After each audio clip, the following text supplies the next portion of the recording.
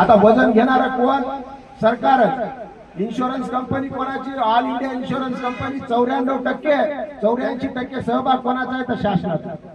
जास्त विमा व्हायला आहे, शेतकऱ्याला विमा भेटला नाही पाहिजे, विमा कंपन्याचा लॉस झाला नाही पाहिजे, सरकारचं नुकसान झालं नाही पाहिजे, यासाठी अशा प्रकारचं धोरण सरकारनं अवलंबलं पाहिजे. त्यासाठी आज कलेक्टर ऑफिस समोर आम्ही धरणं आंदोलन आणि कलेक्टरला आम्ही घेराव या निमित्तानं घातलेला आहे की आपण गेल्या 15 दिवसापूर्वी आम्ही आल्यानंतर आपण आम्हाला आश्वासन दिलं होतं की 15 दिवसामध्ये यामध्ये आम्ही तोडगा काढू, पण आजपर्यंत तोडगा निघालेला नाही. यामध्ये शेतकऱ्याची काय चूक आहे? दोनदा वजन कोणी घेतलं? सरकारने घेतलं. कोणाचं परिपत्रक होतं? सरकारचं परिपत्रक होतं. या शेतकऱ्याचं काय नुकसान आहे? शेतकऱ्याला काय तुम्ही ओलीत धरता? हा सगळ्यात मोठा प्रश्न इथं निर्माण झालेला आहे. म्हणून माझी विनंती आहे कलेक्टर साहेबांना की आपण लवकरात लवकर हा प्रस्ताव शासनाकडे सादर करावा आणि जर कृषी मंत्र्यानं याला 15 दिवसामध्ये जर याला न्याय दिला नाही आणि आम्हाला पीक विमा दिला नाही तर या परभणी जिल्ह्यात नाही, महाराष्ट्रात कृषी मंत्र्याला आम्ही फिरू देणार नाही. आणि जसं आज कलेक्टर ऑफिस बंद केलेलं आहे तशा प्रकारचं मंत्रालय सुद्धा याच्या आधी बंद केलंय, यानंतर मंत्रालय सुद्धा बंद करू आणि कृषी मंत्र्याला, मुख्यमंत्र्याला घेराव घालून आमच्या शेतकऱ्याचा हक्काचा पीक विमा त्यांच्या हातून हिसकाटून घेतल्याशिवाय आम्ही राहणार नाहीत. हे सुद्धा तेवढंच सत्य. काय परिस्थिती आज जिकडे तिकडे लाईट नाही कलेक्टर महोदय. लाईटची परिस्थिती अशी आहे की वीज एकदा आली की 2 मिनिटात जाते, 2 मिनिटात आली की 3 मिनिटात जाते. एक ट्रान्सफॉर्मर 100चं जळाले की 10 दिवस ट्रान्सफॉर्मर येत नाही. काही गावामध्ये 10 दिवसापासून लाईट नाही कलेक्टर महोदय. याचं काय करायचं?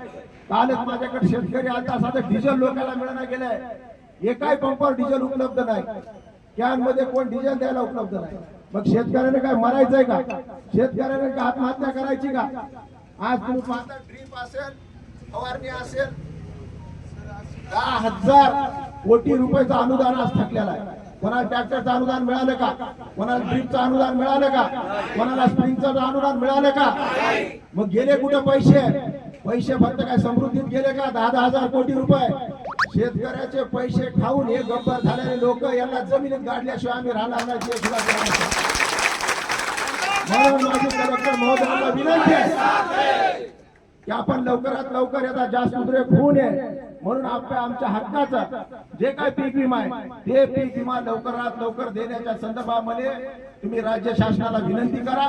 राज्य शासनाला काय करायचे ते करा, पण आमच्या हक्काचा पीक विमा आम्हाला लवकरात लवकर मिळावा यासाठी तुम्ही प्रयत्न करा, अशा प्रकारची तुम्हाला विनंती करतो. आज आम्ही कलेक्टर ऑफिस बंद केलंय, उद्या महाराष्ट्र बंद करायला आम्हाला वेळ लागणार नाही.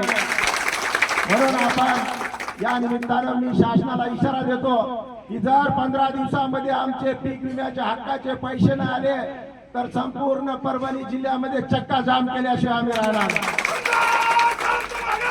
म्हणून